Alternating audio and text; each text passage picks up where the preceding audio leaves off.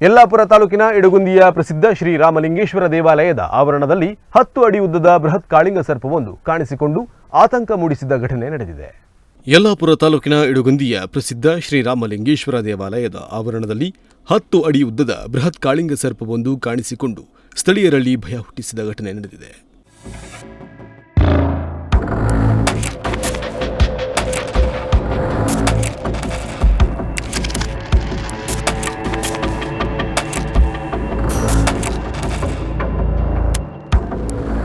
ಕಾಳಿಂಗ ಸರ್ಪವನ್ನು ನೋಡಿ ಸ್ಥಳೀಯರು ಹೌಹಾರಿದ್ರು.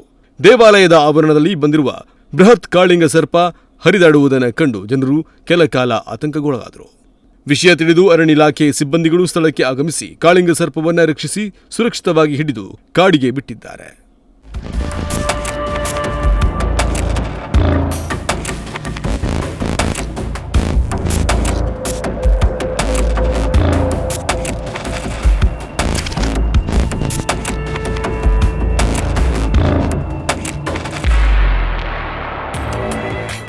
NG Bhat Tattegadde, Nudisiri news, Yellapur.